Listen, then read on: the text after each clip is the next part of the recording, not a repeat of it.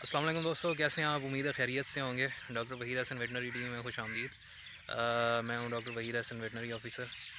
तो आज मैं अपने दोस्तों को ये बताना चाहूँगा कि किस तरह वो जो इन्फेक्शियस डिजीज़ हैं, जो बीमारियां हैं जो जरासीमों की वजह से होती हैं, मेन बीमारियां, उनसे आप कैसे बच सकते हैं, अपने जानवरों को कैसे बचा सकते हैं। इनमें गलघोटू, चौड़े मार, मुँह खुर, ये बीमारियां बहुत अहम हैं। इसके अलावा और भी बहुत सारी होती हैं, बोवाइन वायरल डायरिया, बहुत सारी मतलब कैटेगरी की हैं, ट्यूबरक्लोसिस या रेबीज़ या वो बीमारियां बहुत कम है। लेकिन ये जो 3 बीमारियां हैं ये फील्ड में बहुत रेगुलरली मौजूद होती हैं। तो इसका जो है आपने हल मैं आपको बताऊंगा। एक तो आपने वैक्सीनेशन जो है ना वो रेगुलरली करवानी है। आपके जो करीबी तरीन जो सरकारी हॉस्पिटल है वहाँ से आप ख़ुद भी ले सकते हैं, या उनको अगर कहेंगे वीओ को तो वो आपकी वैक्सीनेशन कर देगा आपके जानवरों की। ये गवर्नमेंट का एक शेड्यूल होता है, उसके मुताबिक वैक्सीन आती हैं, और गवर्नमेंट की जो वैक्सीन है वो बहुत अच्छी हैं। पहले किसी दौर में वो उनकी कोल्ड चेन मेंटेनेंस नहीं की जाती थी, लेकिन अब क्योंकि कोल्ड चेन मेंटेनेंस की जाती है तो इस वजह से जो है वो जानवरों के लिए वो वैक्सीनेशन सेफ़ भी है, और उसका मतलब फ़ायदा भी होता है। अगर मुँह खुर की आप वैक्सीनेशन करवा लें तो जब सीज़न आएगा तो उस वक्त जो है वो मुँह खुर जो है आपके जानवरों को नहीं होगी। और बहुत ज़ाहिर बात है, ये जो तीनों बीमारियां हैं ये मेन बीमारियां हैं, और ये जानवरों को बहुत ख़राब करती हैं मुँह खुर। तो थोड़ा मैं आपको इसकी अलामात भी बता देता हूँ, अक्सर फार्मर्स को नहीं पता।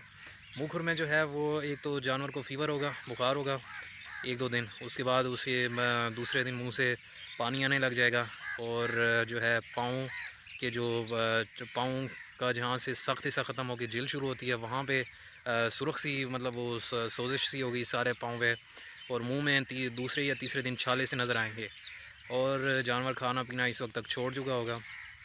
तो खैर उस सूरत में भी इलाज कर सकते हैं, उसका सीरम होता है, वो अगर आप लगा दें तो 1 दिन के अंदर जानवर रिकवर कर जाएगा। लेकिन इसका ये है कि जितनी जल्दी हो सके इलाज कराएं, क्योंकि जितनी देर होगी उतना मसला जो है वो जानवर के लिए नुकसानदेह हो जाएगा। दूसरी फिर जो बड़ी बीमारी है गलघोटू, उसमें भी इसी तरह बुखार होता है, प्लस जो है जानवर की जो जैसे नाम से ज़ाहिर है गलघोटू हेमोरेजिक सेप्टिसीमिया।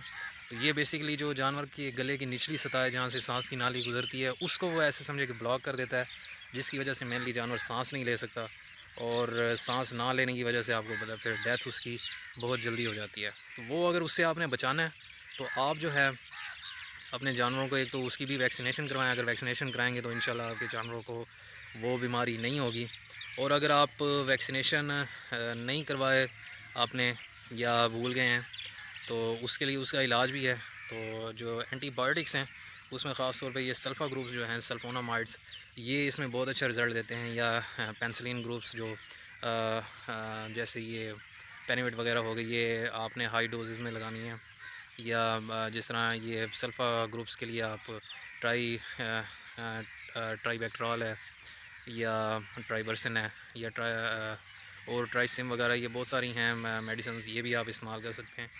तो साथ आप जो हैं उसके बुखार को कम करने के लिए एंटीपायरेटिक भी लगाएं तो उसका वो बेहतरीन रिज़ल्ट मिलेगा। साथ ही है कि एक्सट्रीम केसेस में फिर ये करना पड़ता है कि जानवर की थोड़ी ऐसे समझे कि सर्जरी करा के उसके वो सांस की नाली का रास्ता बनाना पड़ता है, ताकि जानवर की डेथ सांस रुकने से ना हो। तो अगली बीमारी है ये चौड़े मार। तो चौड़े मार जैसे नाम से ज़ाहिर है कि चौड़े इस ऐसे समझे मर जाते हैं। बेसिकली क्या होता है कि जो स्केलेटल मसल्स हैं जिस्म के, ख़ास तौर पे पिछली टांगों के मसल्स जो पट्टे हैं उनमें ये बीमारी फैलती है। और बीमारी जो है, जो पट्टे होते हैं वो बिल्कुल उसके ऐसे समझे कि गल जाते हैं, वो पुट्रिफिकेशन हो जाती है। तो डिफरेंशियल डायग्नोसिस इसका ये है कि जब आप चौड़े पे हाथ लगाएंगे तो आपको कर कर की आवाज़ आएगी, मतलब अंदर वो इतना गल के हल्का फुल्का समझे कि सख्त सा हो जाता है, या मैट्रिक्स की तरह कर कर करता है, जो मतलब कुछ ऐसे समझें। तो ये क्लियर निशानी है, जानवर चल फिर नहीं सकता, ज़ाहिर बात है जब चौड़े उसके हो गए। तो उसका भी इलाज है, लेकिन वो ज़रा टाइम लेता है, क्योंकि आपने इंजेक्शन तो लगा दिए तो जरासीम तो मर जाएंगे, लेकिन उस जरासीमों ने जो नुकसान पहुंचाया तो उसका फिर जो हल है वो आपने जो है उसका हल ज़ाहिर बात है टाइम लेगा। वो जो चौड़ा ख़त्म हो गया, जो स्केलेटल मसल या जो पट्टे डैमेज हो चुके हैं, उन्होंने दोबारा रिकन्स्ट्रक्ट होना है और दोबारा बनना है, तो उसके लिए वो टाइम लगेगा। तो उसके लिए जो है आपने जो है ना बाकायदा जानवर की फीडिंग का ख्याल रखना है। इसके लिए मैंने वीडियोज़ अपलोड की हुई हैं अपने चैनल पर, आप वो देख सकते हैं। तो इंशाल्लाह जो है ना आपका जानवर इससे जो चौड़े मार है या ब्लैक वाटर उससे भी रिकवर कर जाएगा। और भी बहुत सारी बीमारियां हैं जैसे एंथ्रेक्स, रेबीज़, इसके अलावा एक्टिनोमाइकोसिस, एक्टिनोबैसिलोसिस, बहुत सारी बीमारियां हैं, लेकिन वो इतनी क्योंकि फील्ड में होती नहीं है, तो इस वजह से उस पर डिस्कशन के लिए अलहदा ही वीडियो बना दूँगा। तो ये जो 3 मेन बीमारियाँ हैं, इनसे आप अपने जानवरों को बचाएँ। तो वैक्सीनेशन शेड्यूल मैं नीचे डिस्क्रिप्शन लिंक में भी दे देता हूँ, स्क्रीन पे भी आपके शो हो रहा है। तो ये आप जो है ये ज़रूर करें, इंशाल्लाह आपके जानवर जो हैं वो महफूज रहेंगे। बाकी दुआओं में याद रखिएगा, अपना ख्याल रखिएगा। अगर किसी किस्म का क्वेश्चन है तो वो आप मेरे व्हाट्सएप पे कर सकते हैं या यहाँ वीडियो के नीचे कमेंट में दे दें, तो उसकी भी मैं वीडियो बना लूँगा और आपको उसके बारे में मशवरा दूँगा। अगर किसी आपके जानवर के बारे में कोई डिफ़िकल्टी है तो वो भी आप मेरे व्हाट्सएप पे रब्ता करके पूछ सकते हैं। तो दुआ में याद रखिएगा, अपना ख्याल रखिएगा। अल्लाह ताला आपका हामी और नासिर हो। अल्लाह हाफ़िज़।